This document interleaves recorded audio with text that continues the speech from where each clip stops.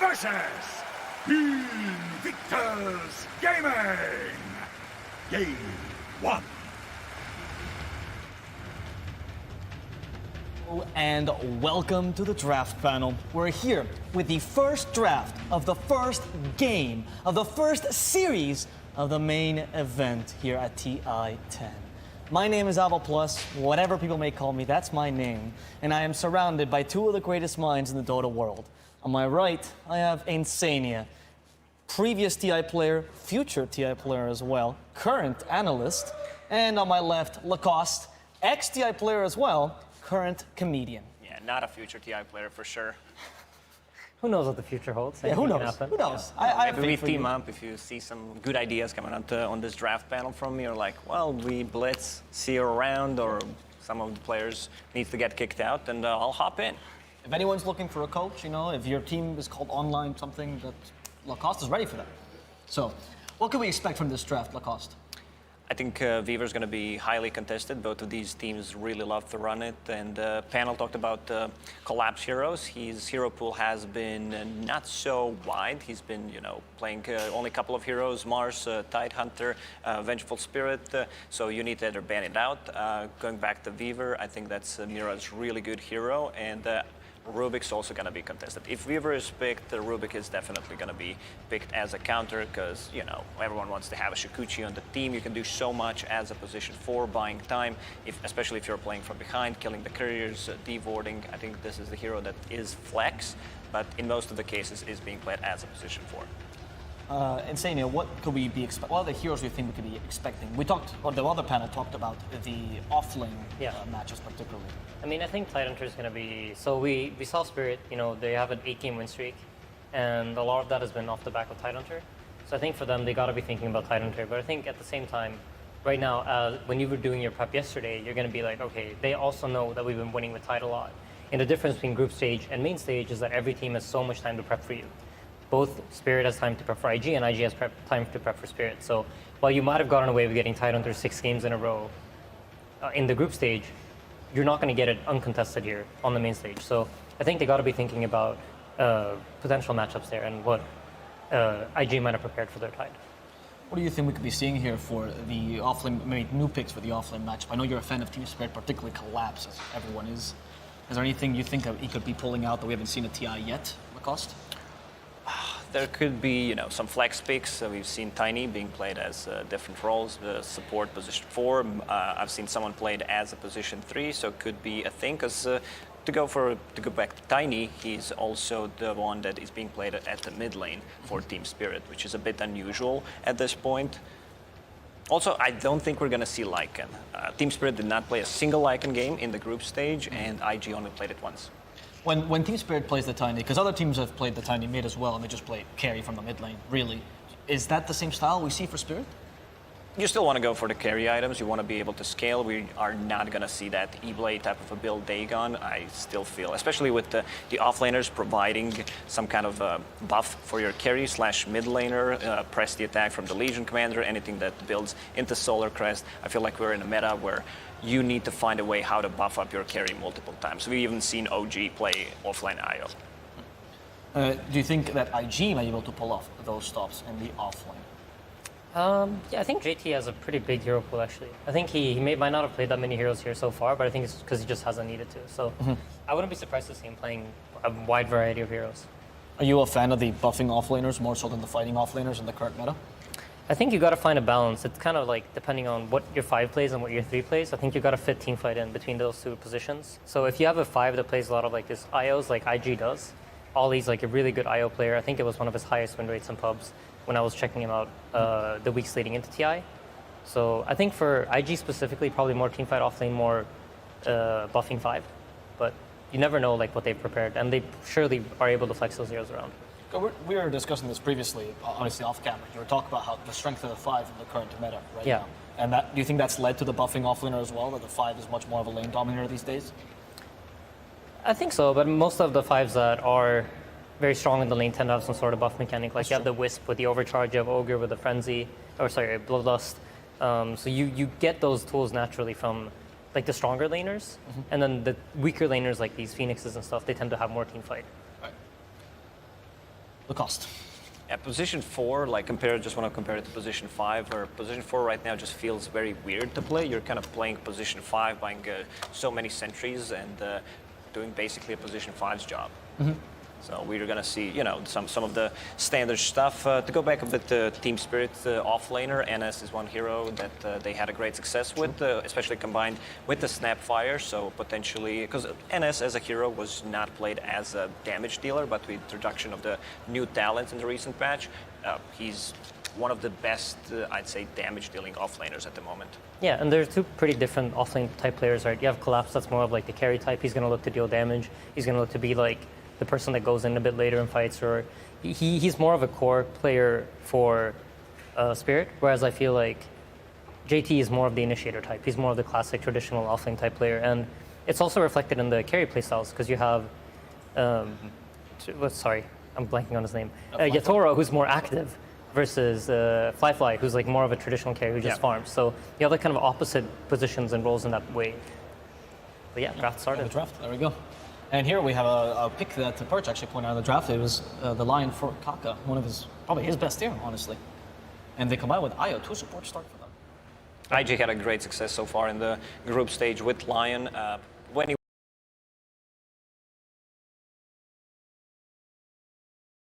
pair him up anything with Io, you need to have some kind of a stun coming out from position 4. Otherwise, your lineup tends to be very weak against certain stuff.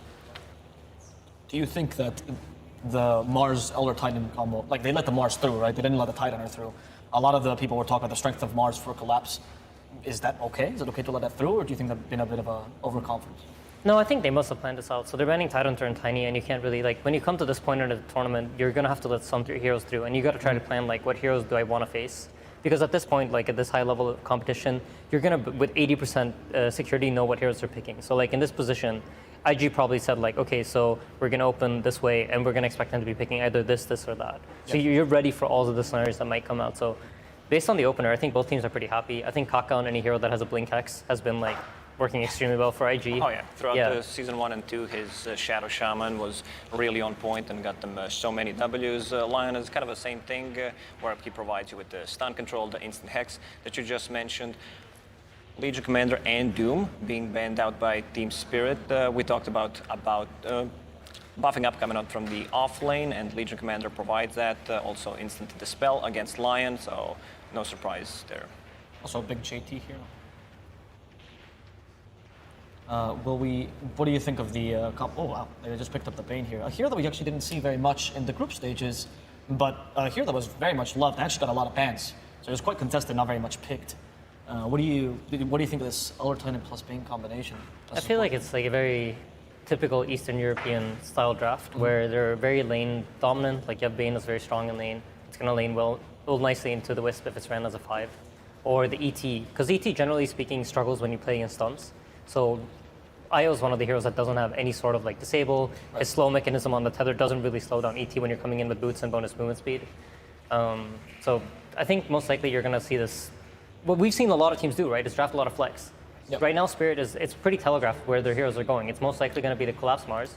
I think they can flex at Toronto, Tokyo, but the hero hasn't really been popular as a mid hero in the past couple of like weeks or so. So I doubt it. I would assume IG are pretty aware that it's going to be a Collapse Mars and the ET4. So Bane is also almost guaranteed a 5. So I think from IG side, they're pretty happy because I think between most of the teams in the upper bracket right now flex a lot more than they do. Yeah, for sure. That's what I wanted to say. Like these two teams, you see the heroes, you pretty much know where the heroes are going to go, even though we are in the flex meta where you see 5 heroes, you don't know which hero is going to be playing which role. Yeah. Lashrak, that's going to be a lot of damage. It's going to be a bit of more tower damage that they needed with Lion, Monkey, and Io. I mean, Monkey becomes tower damage dealing hero, but a bit later on. I'm talking about sieging the high ground, which sometimes can be a bit difficult. I think this is something IG really likes, running the Emo Lesh with a Wisp 5. So one of the big differences between running Wisp 5 is you tend to go for more of a healing style build. You're going to level up your overcharge much earlier into the game compared to if you play it as a 3 where you're scaling up the balls instead. So it really is nice to have a hero in the middle lane that's going to be over leveled and powerful for you to tether up with and make moves around the map. And this is a really classic counter. You pick the Quasvex Invoker to burn his mana. And that's a Toronto Tokyo hero through and through. Unfortunately, has been playing his Quasvex Sword Invoker, which was his signature style a while ago, but Quasvex for this draft. It's the standard Team Spirit draft, right? I've never seen them draft that's unsafe or that I feel like they made a mistake. It's just, you know what they're going to do, and it's a safe playstyle. Team Spirit's draft is really good at disengaging. You have one of the better heroes in the game, that's ET, and also with EMP Tornado. So no surprise, there is a ban for Faceless Void coming out from IG. Morphling is still in a pool, so that's potentially something that they would want to grab up on Team IG. You think it's going to be then?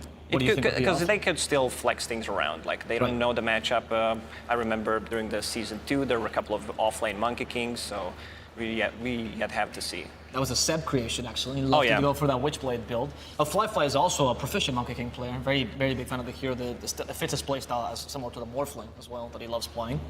And also, are you guys not surprised the Monkey King made it through the first phase of ban, or the first and second phase of bans? So Team Spirit actually doesn't really play Monkey King. It's a hero that they haven't really touched up. So would you not ban it then?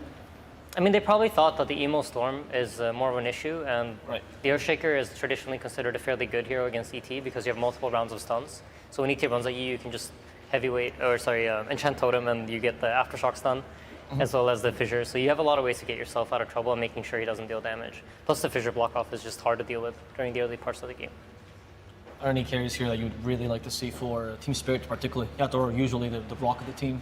I think both these teams have quite wide hero pools on their carries. Like I even saw Yatoro play Shadow Fiend carry during this tournament, so it's going to probably be pretty dependent on what we see here from IG.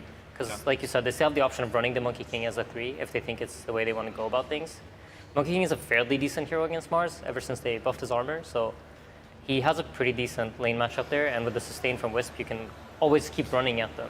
And I think the nice thing that IG has going here is that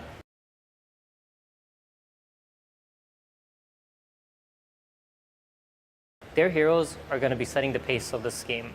If you think about how Dota works, if you have the ability to run at towers and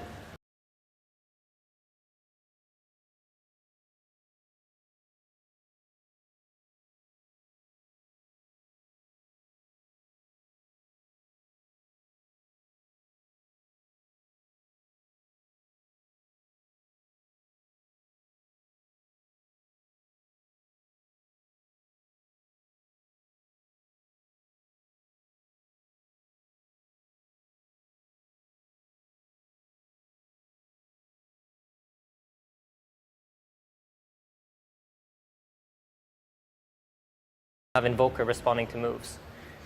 And there's Slardar. So they might start thinking about the ranged type of a hero. One of the reasons why they banned out TB. Maybe a Drow Ranger wouldn't be that bad.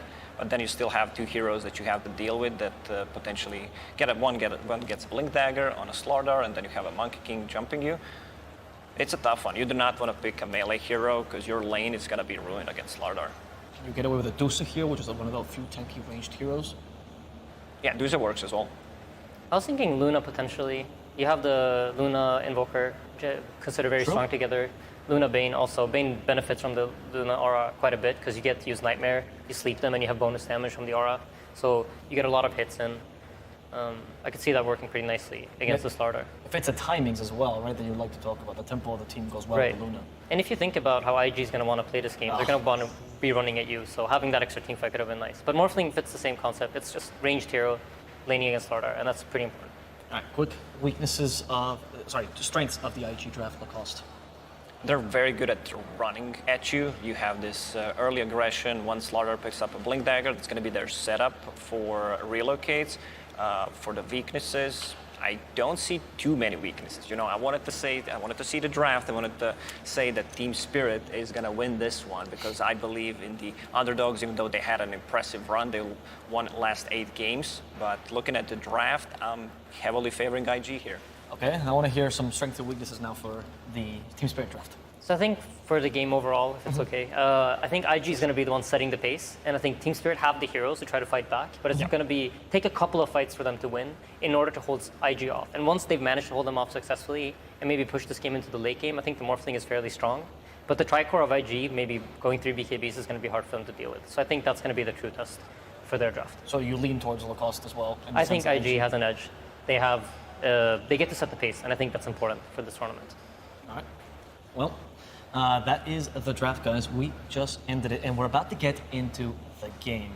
But, as you know, before, we need to hear from someone very special here who always likes to get his last word in. And his name is BSJ. Thank you, Avo, as this game is all about the burst damage. On the side of IG, you have the single target burst damage from the Lion, the Slardar with the amplified damage from his ultimate for the physical damage from Monkey King. And on the opposing side for Team Spirit, you have the AoE burst damage from the Cataclysm from the Invoker, the Mars Arena, plus the ET Aura and the Earth Splitter. So it's going to come down to which team gets the initiation. IG operates on a much lower cooldown, consistent split push. Pickoff, are they going to be able to start fights by eliminating one Team Spirit hero right off the bat? Or is Team Spirit going to get the smoke initiation, Mars Arena into the combo, Morphling follow-up? They've got tons of follow-up. It's just a matter if they're able to get the ball rolling in these team fights. So the question is, who's going to get the jump? IG split push, team fight for Team Spirit. And there's only one way to find out. Take it away, Sunsfan and Cinder. Hello. Hello there. My name is Sun. Wow, that crowd really loves us. They're definitely real. Sunsfan here with Cinderin, main event. Cinderman, stop smiling. There's nothing to be happy about. This is IG versus Team Spirit. We have cast a ton of IG in the group stage. They were completely dominant. And we've cast a ton of Spirit throughout the entire year.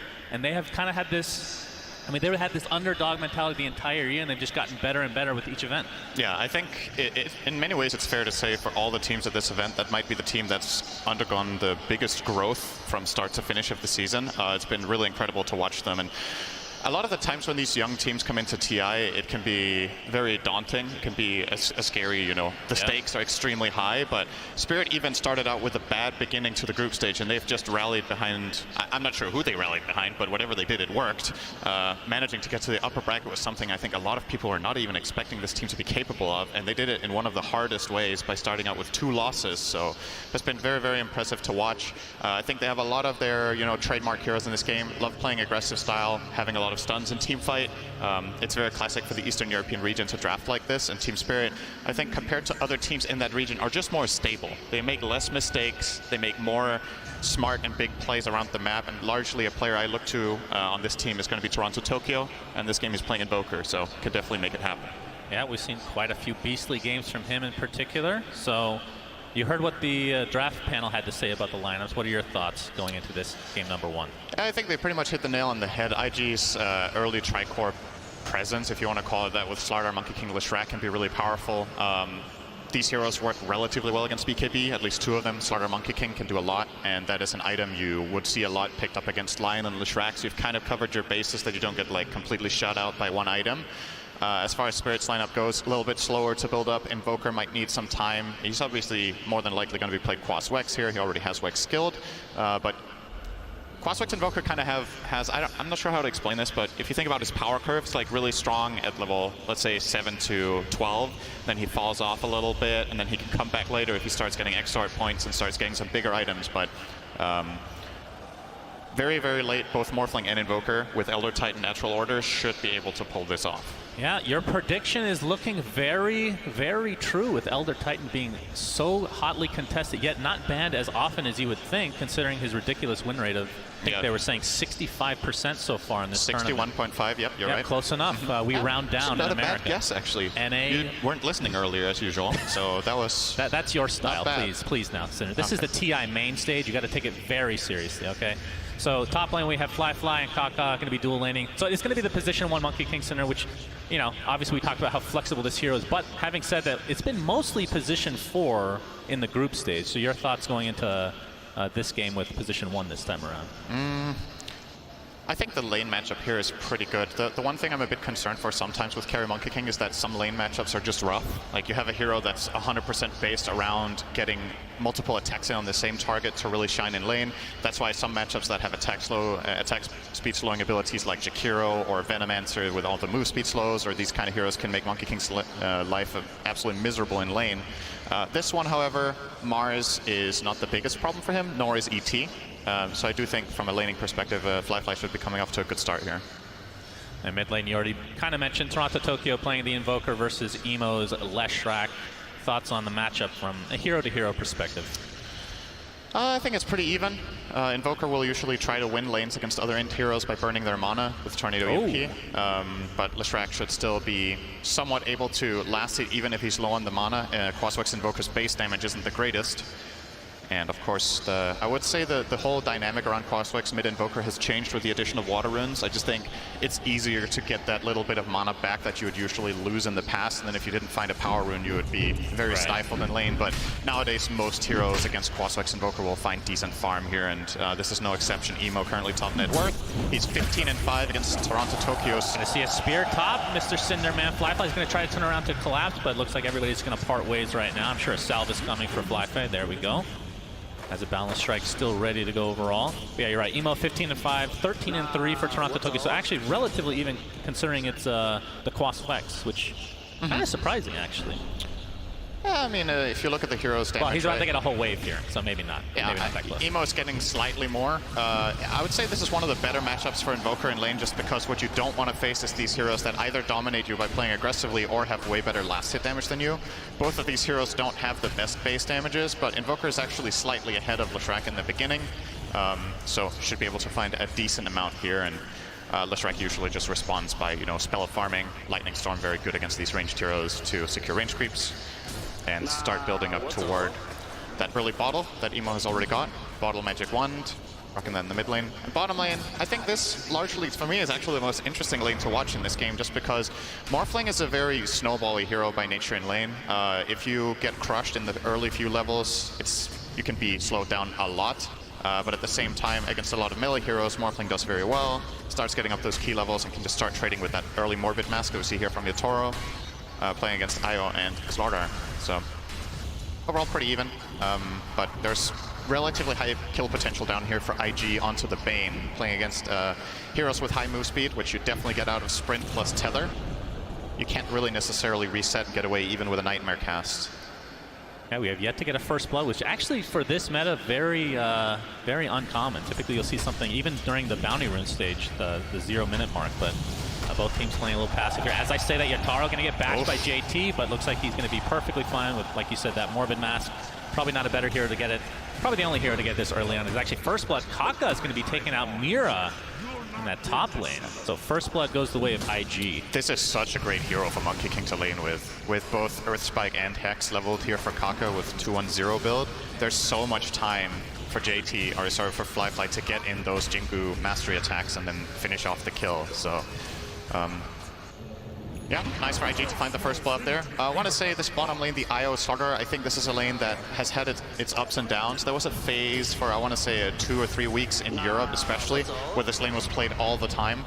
Definitely Insania on the draft panel, no stranger to this lane, as I believe it was Taiga and Boxy that were playing this quite a bit together as well for Team Liquid.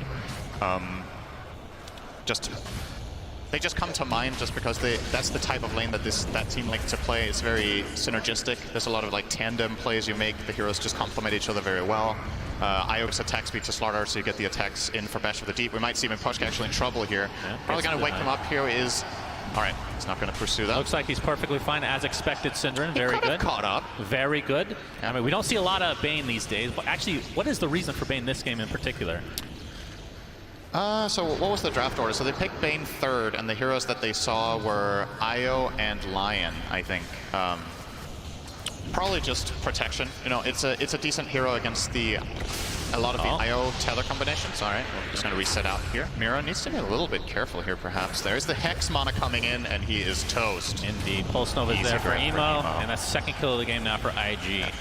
Yeah, to finish off on the Bane thing, Team Spirit's team ideology, or the way they play, Miposhka playing this hero is a very good way of ensuring Yatoro a good start in lane. So I think it's mainly from protection, and the Fiend script against a lot of Bane's or Io's targets, tether targets, can be nice. I see JT and Ollie beating the absolute crap down here against Yatoro and Miposhka. Yatoro, of course, extremely tanky. Miposhka has the Nightmare available, and as you can see, they're just going to trade and sleeps here. But still, damage is done. Yatoro has to back off now and try to regain some HP. They do have a salve. It's going to be healed up to full here, but has his Falcon Blade now as well. Small camp is going to spawn here. Yeah, Morphling, one of the better heroes against this lane, because if Io Slardar don't kill you off fully here, you can just regen up easily. But now Kaka will make his way over as well. They're really looking to shut down Yatoro. Has found some pretty good starting farm, though. And Fly able to jump his way out of the Tornado's path. But, yeah, still no kills for Team Spirit as of yet. But they're going to group up here a little bit towards the top lane. Have the siege creep available for pushing potential. We'll see if IG tries to mitigate this in any way. Fly, all he can do is watch from above for now. Yeah, Collapse is only level 5, so there's no Arena of Blood here for this potential team fight that could break out here, but it looks like it's just going to be a tower trade. IG rotating down, Emo to bottom, and obviously Leshrac with the classic 2-2-2-1 build, which we see almost every game currently, is going to be maxing out Edict most likely after this, but still makes very quick work of this tower when Edict comes up the second time, as Glyph was used on the first one. And maybe Spirit won't actually get this tower. They still have the Siege Creep alive. They'll get it in time. Yeah, that thing has been alive for eons at this point. Fly. Oh, he's going to get speared in. Not sure if they're going to get the vision here. EMP's there with the cold snap to follow.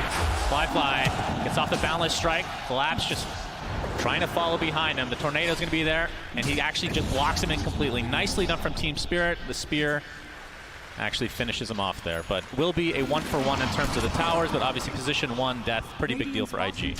It's going to be returning to base here. Collapse ran completely out of resources. It's going to be heading out. Yatoro is now just going to be sitting close to this tier 2 tower bot farming.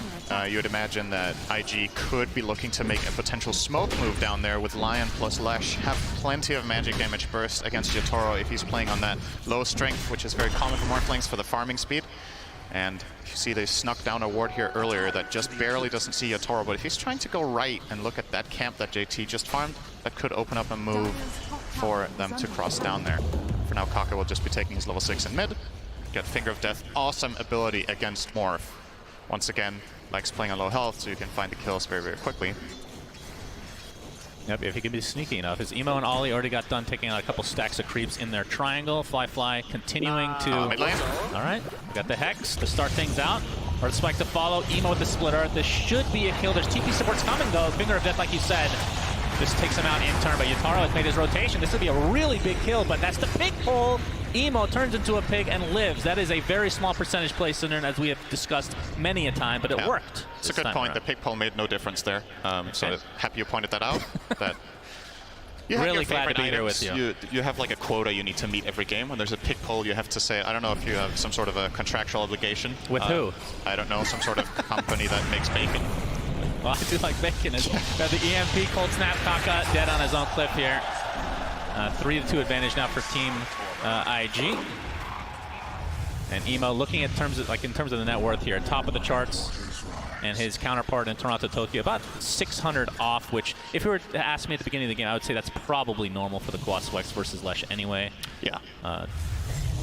Lesh just farms faster in the jungle, right? Like, even if you equalize in lane, Leshrac can always go to the jungle and farm with Pulse Nova, and he's playing with Io, which just makes things a lot better. You get that extra mana regen, you get the extra move speed to go from camp to camp. Now they're even going to bottle refill, Kaka TPing in for that. They're trying to make sure that Emo stays happy in this game. Has a tendency to pop off when he's given a good game like this. Yeah, so, for sure. Very uncharacteristic for his name, but... I mean, we've seen him pop off, but we've also seen him get a little too overconfident at times as well. So, but overall, compared to other mids, he's definitely one of the best in the world right now. As there's a Diabolic Edict, a little bit. Actually, surprising to see that very little damage has been done to this tier 1 mid as a Lesh from Emo. But of course, he's spending a lot of time in the jungle right now, just getting that farm. Yeah, and Team Spirit, they know how important this mid tower is, so they're going to be parking someone here. Elder Titan, one of the best heroes at doing this, actually. Just sitting in a lane, protecting the tower. You have so much range with Astral Spirit, and you just get the stomp off, and you stay very far back for safety. IG can't really catch this ET if he stands in a good position, unless they wrap around with some sort of smoke gank and use Monkey King from the trees or something like that. But Fly, uninterested. He's sitting top right now, farming up his Echo Saber. An item that's become very, very popular on many melee carries lately, but Monkey King has always been one of the staples. When this item wasn't even very good, Monkey would buy it. He's not a hipster. He started the trend, if anything, right? Yeah. Monkey King has got it all under control. And it just makes so much sense, right? It's a hero that is all about those right clicks for getting up the Jingu stacks and getting the powerful Boundless Strike in. Yeah. Echo Saber, one of the fastest ways of getting 4 attacks you could possibly get. Later on, they're also going to be tethering him for Overcharge. Yep. So 3 good friends for IO this game. I love to see that in IO drafts. I think it's very cool when IO doesn't just have one partner like Ti10, but where there's other heroes you can tether to, because it opens up different plays on the map that you can make with different players, while others might have other objectives in the game, whether it's pushing a tower or farming jungle. And if your primary target dies, you're not like lost in the fight. Like let's say you're tethered to Monkey and Monkey dies, suddenly you can tether the Lesh, and that's also amazing. Or the Slardar. Oh, we're going to see a smoke here from Team Spirit. So Spirit Vessel, I believe, is complete on Toronto Tokyo, which is obviously really good against IO. Collapse not quite done with his Blink Dagger. We'll get to that in just a moment, as Kaka might be the one to tank the gank here. And something tells me he's not getting out of this one, Cinderin. Almost. And the crowd goes wild. But Collapse, like I talked about, I want to say that this guy, during the, I believe it was the Animajor, I would consider him the MVP of Team Spirit. He was, especially on Mars, an absolute god. Now, Mars as a hero has kind of dropped off a bit in terms of the pick rate. But we're going to see him get the Blink Dagger as it's being delivered now, so expect some plays to come. Yeah, I think just anecdotally, without knowing the exact stats for the tournament, for me it feels like the primary teams that have been playing Mars have been Team Spirit and Vici Gaming. And a little bit of IG as well, I do believe, on JT. So it's primarily been the Chinese teams as well as the Radiant team in this game.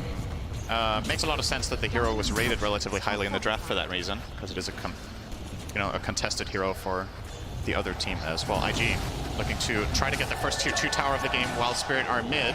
Was that a cancelled TP? I think it was. Oh, Mira. Wukong's command, and that is going to be an easy kill onto Mira in the bot lane as the tier 1 falls mid. Stuck inside his Wukong's command for now. Toronto Tokyo. Gonna get gone on to start with from JT, but gets slept initially. There's the Collapse ult, comes in with 3 inside. Yataro and company trying to clean up. Ollie's gonna be the first to fall here, along with Emo.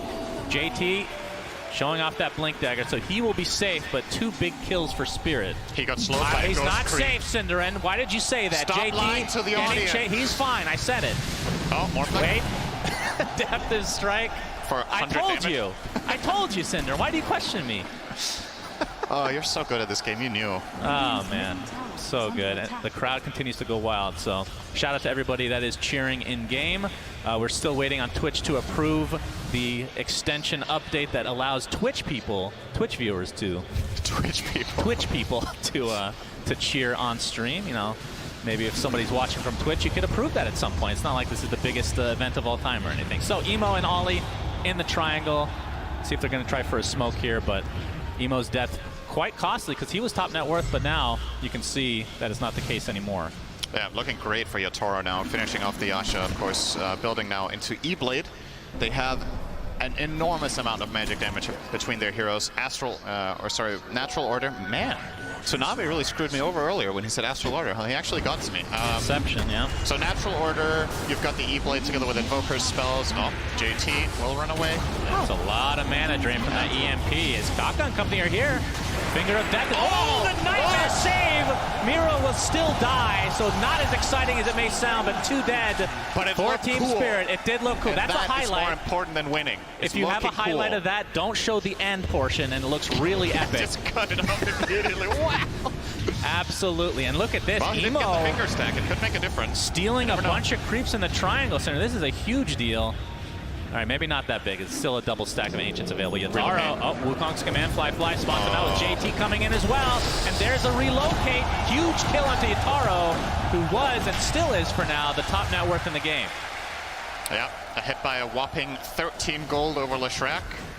We'll see if Emo can find literally any creep except a garbage kobold. How dare you? I love the kobold. Best model of any neutral in the game. Look at him. The best model of any neutral in the game is the Black Dragon Goofy. I mean, it depends on your perspective. There's no Black Depends on what Dragons you're looking available for right now, so we can't show that. But too I'm bad. sure they'll spawn later. So in terms of pace, obviously, I mean, if you just look at the net worth right now, 2K lead for IG. I mean, coming into this game, a lot of people are expecting IG to take this series. Team Spirit still it feels like they're always the underdog, and even after like great performances where they upset, they're still continuing to be the underdog for whatever reason. But I'm assuming you're thinking IG will take this series in the end. Yeah, I don't think, I think you're going to be hard-pressed to find a lot of people that have Team Spirit favored. Oh, Kaka. Kaka's dead. Koshka is in the vicinity. Yes. Echo Stomp is there. Spear into the trees, and down he goes. Pretty big rotation from Spirit to find a lonesome position 4 there in the bottom lane. Effectively just the rest of the map being farmed up very nicely here by IG.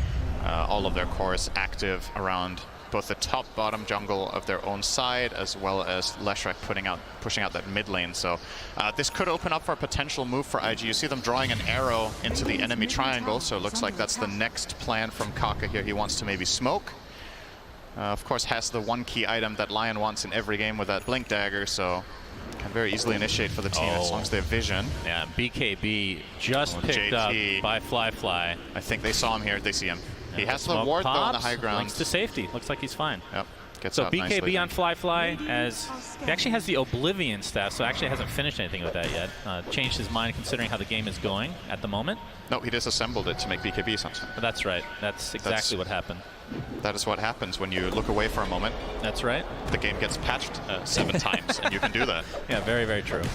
Another important item, Cinderin, Toronto Tokyo picks up the Midas, which this is pretty much the standard build from Invokers these days, as Roche is going to be attempted. Yeah, I like this. Absolutely. This is against a Slardar lineup, so if you can take it away from them, then all the power to you. Double damage morph with Alacrity. What's not to love? Well, they're going to get the first Roche of the game, the first Roche of Ti10 main stage, in fact. Yeah. As bottom lane, IG doing considerable amount of damage to this tier 2, and I would like to think that Spirit just lets this go. IG take the first tier 2 tower of this Ti10 main event. Are we just going to say that for everything? IG are taking the first outpost of this Ti10 main event. Okay. Dire's middle tower is under attack.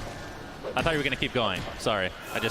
Why would I? They Let didn't it take open up. anything else. Okay. Radiant's bottom tower is under Yataro attack. damaging the top tier 2 for the first time in this TI main event. Dire's top tower is under attack. See if they actually give this one up. IG doesn't look like they're looking to come here. They do pop the fort though. And Spirit continuing to stay in the area. You can see most of IG in the bottom jungle right now, as the game is extremely even. Yep. Obviously Aegis Dire's in top tow tower for is under Yataro here. Can't go through that backdoor protection. Well, it's starting to push out this top wave, and looks like IG are not interested in defending, which means in all likelihood Team Spirit will take the second tier 2 tower of the Ti10 main event. And it will be going to Yatoro or the creep wave. It is Yatoro. You could have said the first one for the Radiant. That's actually true. Oh, JT, yep, jumping collapse for now. Collapse. no BKB yet. You're going to get stunned. Ollie's trying to heal him to a high degree, but there's the Mars Arena blocking him off completely. But he's just going to die within his own arena. So 1-for-1 for Kaka. And we'll see if Spirit want to continue to fight here, despite not having that big crush by JT onto 2. But there's the E-Blade being shown from Itaro. Fly jumping on top of Toronto Tokyo, but there, Itaro doing some nice damage to Fly. He pops his BKB. It looks like Toronto Tokyo is donezo. Fly in the meantime looking to re-pursue here. Looks like the Elder Titan is next on the list. So a 3-for-1 after a really good initiation from JT. E-Blade still not enough to get a kill here for Yataro. Definitely has to be careful, but... You see the awesome synergy there between Slardar and Monkey King. This is a nasty late game composition as well. We're not truly in the late game just yet, as I would rather call this the later portion of the mid game, but already you get Corrosive Haze on the target. Monkey King pops BKB, has the Echo Saber ready.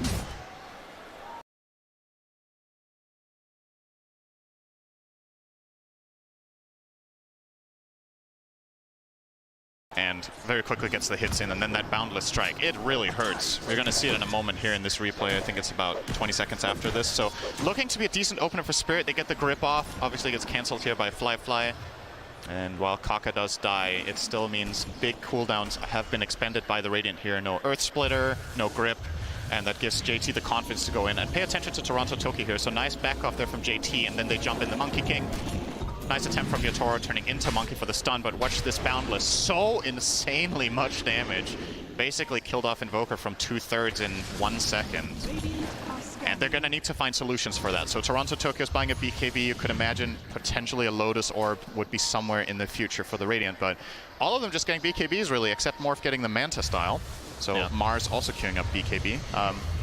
potentially could have been a halberd game, but they value that magic immunity very, very high against especially Lion and Leshrac. Oh, DD Rune, not going to be denied. Emo picks it up, pops that BKB. Toronto Tokyo might be the sacrifice for Team Spirit. He's just going to get taken down thanks to that Pulse Nova. Finger of Death used now, Collapse. He's going to take the brunt of the damage. That's going to be 2 quick kills for IG. Make it 3 now, as this is starting to get in control of IG overall in this game, despite not having the Aegis. I mean, that's the fact that Team Spirit has not been able to use this Aegis to really any effect is really unfortunate for them. It is worrisome for Spirit how hard a time they have counter-initiating. Oh, my. It's also worrisome that continuing the onslaught here. Nice force staff, Mira. He's just going to get chased, though. They have so much health regen thanks to Ollie. That is going to be another easy kill for IG. Might be a turnaround here. Yataro forcing the BKB out of JT at the very least. We'll see if they can regroup here, but it feels like just dominoes falling one by one in the last minute or so. For sure. Yeah, with the BKB on Slaughter and Monkey King, what happens in these fights effectively is IG, when they have superior vision, they just jump and go. And the Radiant, what response do you have to BKBs? You literally have Fiend's Grip on your position 5 Bane. If he gets stopped by anything, you have anywhere between 6 and 9 seconds just ready to roll for these cores. And it's because of the amount of burst damage that they have, Team Spirit are almost guaranteed to lose a key hero in that in those initial few seconds. Leshrac also with the BKB, of course, should mention that one. So, yeah, it's problematic for Spirit. I think the saving grace for them later can be Invoker becomes amazing when BKBs get low. So when all of them drop to 6, maybe you can stay alive just long enough to get all of that control out. Tornado and Ice Wall. Ice Wall awesome against both Monkey King and Slaughter. Yeah, and this, I mean, next Roche is not spawning anytime soon, but this is, the second Roche is going to decide the game, I feel like. If IG is able to secure it, it's going to be super hard for Spirit to actually come back into this game. And Good they map obviously read there take it from really Spirit. fast. Not going into the triangle. They know this is coming from IG. And in the meantime, Toronto Tokyo. This is something we saw him do a lot at the Animator. Yeah. Playing these side lanes alone on the opposite side of the map. Even on heroes that aren't necessarily very good at it, he would still find a way to do it. In this game, Quaswex Invoker good at this. Oh, Collapse. No. Getting JT collapsed pursuing.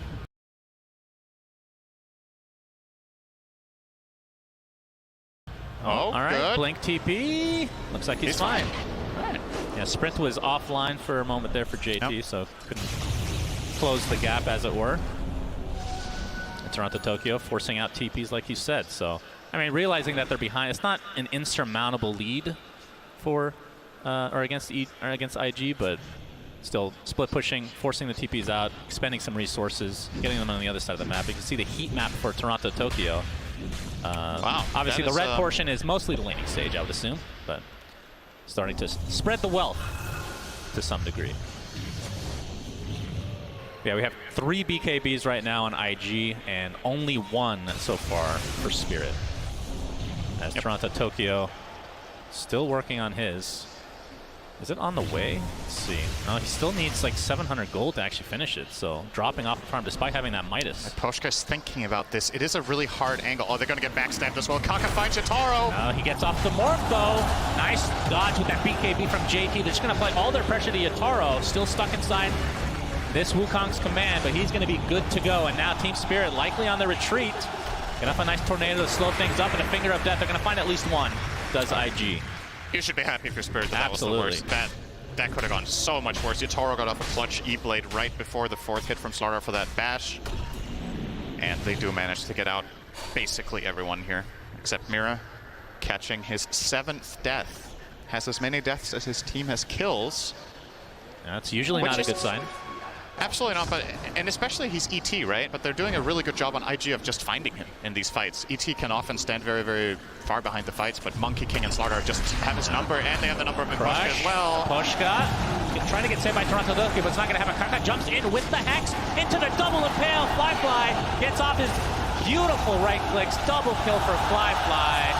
And Team Spirit are starting to crumble, Cinder, and Collapse is going to take it out in turn. Tier 1 tower to follow. 6K network lead, and it's only growing from here. Yep.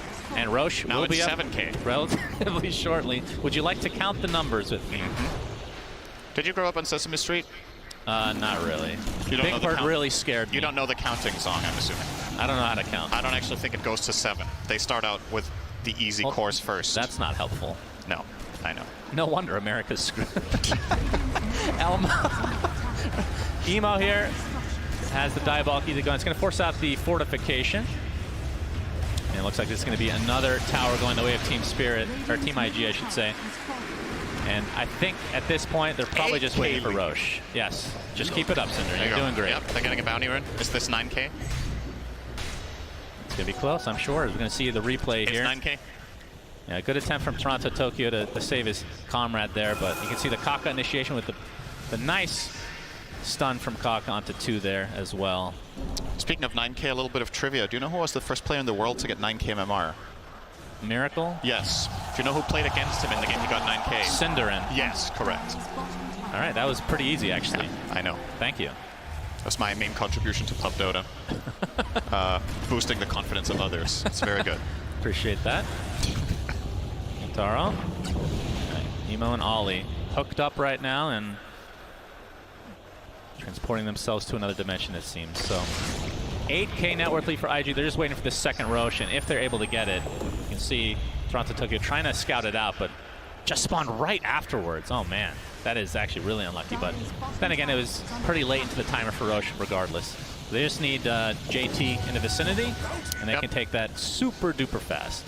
This is going to be the Aegis and Shard this time around, Cinderella. Now it's time for your favorite question. Yes. Cinderella, who should they give the Shard to? It's going to be Emo. We can be pretty sure of this. Fly's is pretty decent, but I don't really see it that often picked up. Damn. There we go. There it is. The first shard of the TI main stage goes to Emo.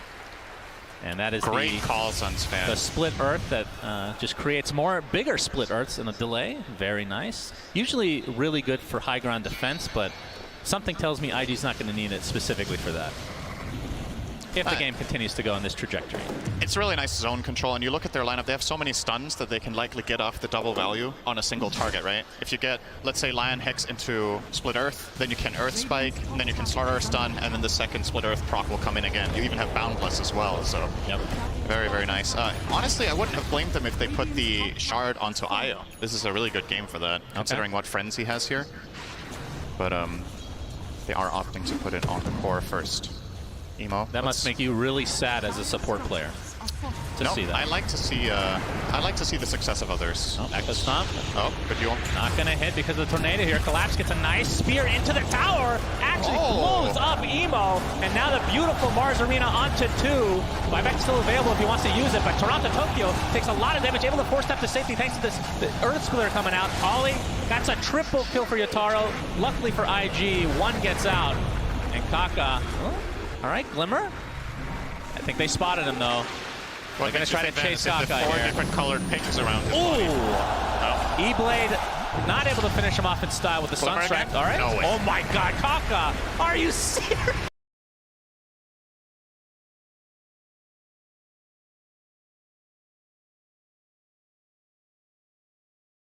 He gets out after all that. Damn. Either way, great defense from Team Spirit. Obviously, Aegis was not on Emo. Yeah, questionable. Exactly. It's a bit questionable to maybe have him push that tower without the Aegis. You could have let Monkey King do this with the Desolator and the IO behind for protection, but they were just not expecting this play. Super well set up there. Collapse going for that high-value spear, and the follow-up arena is just as good. And that was about a 3K gold swing. They still don't claim the Aegis, though.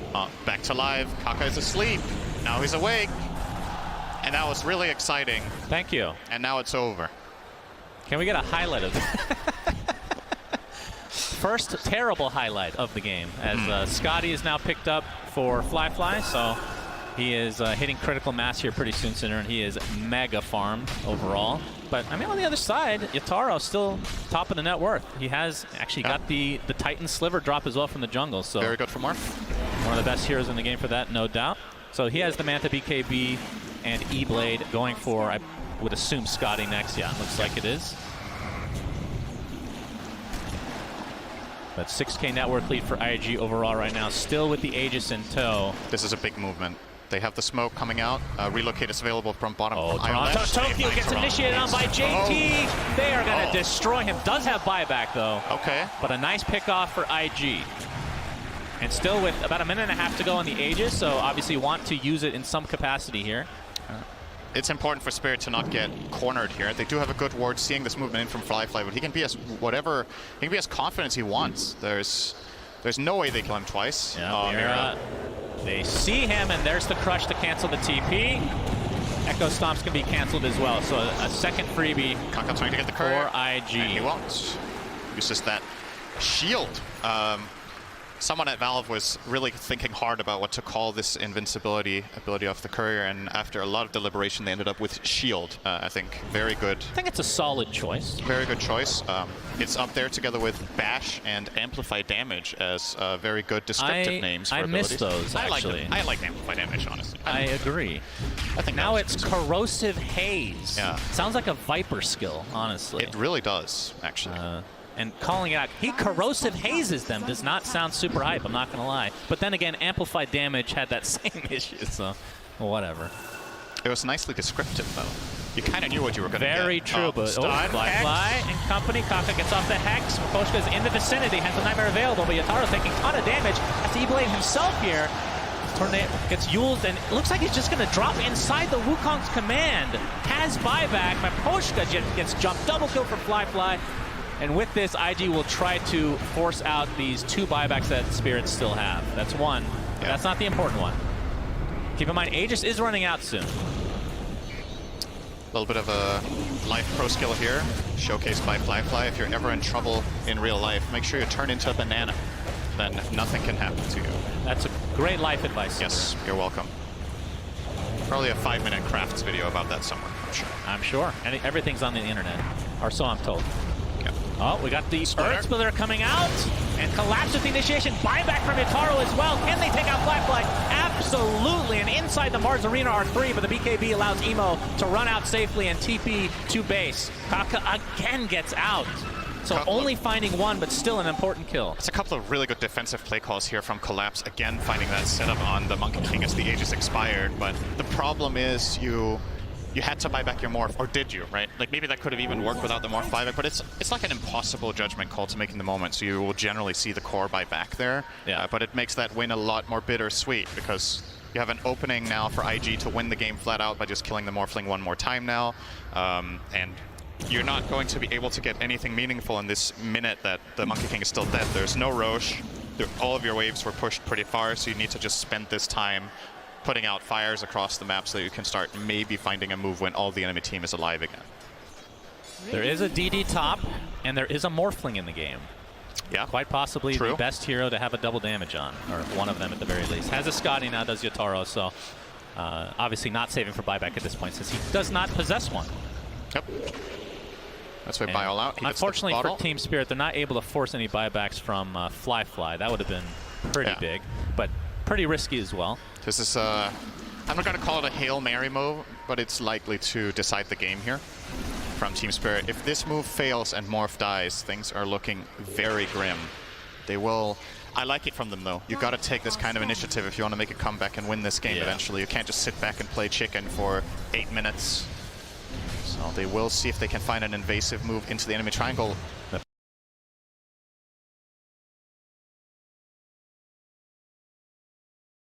Makoshka is the frontliner here. Smoke is popped. Oh, Emo's just straight in. Emo jumps in. He's getting decimated, but there's a save from Ollie for now. But no, there's too much damage to withstand. He does not have buyback. JP is next on the list. Double kill for Yataro. As it looks like Fly with the BKB will get out of dodge, but a triple kill now for the Morphling. And nice arena from Collapse. They find Fly. This will be an enormous kill. He turns to the Monkey King for just a moment. Ultra kill Yataro. What a turnaround from Team Spirit. And make it a rampage. Yataro, beast mode enabled at Ti10. Okay. And that is 2 buybacks, and they're going for buildings here. Win now. Holy Gavin. They're going throne. That's alacrity onto Yataro. They force the fortification. Remember, 2 of these core heroes do not have buyback for IG right now. They use the last one remaining. That is a tier 4 tower. See if they can actually defend. Kaka actually just fingers Collapse to death, but he finds back into the game. We'll be back shortly. Alacrity again onto the Morphling. Going for the tier 4 tower. This would be an enormous turnaround for Team Spirit. Boundless strike from afar. They're just waiting as long as possible for their Leshrac to come back. 15 seconds for him. That's so far away. Fly just getting kited from afar. Yataro continuing to hit the Ancient. They might be backing up though. Nope, he pops the BKB. Going back in with the Alacrity. Going for the Ancient. Will they be able to get this Yataro? Trying to get bursted down. They're going to get it. Team Spirit.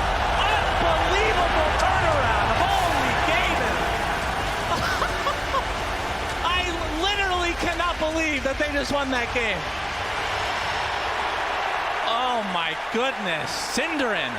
I mean, What the hell just happened? It's one thing that they pull off that confident move into the enemy triangle, but the fact that they get that result out of it was way more than they could have ever hoped for.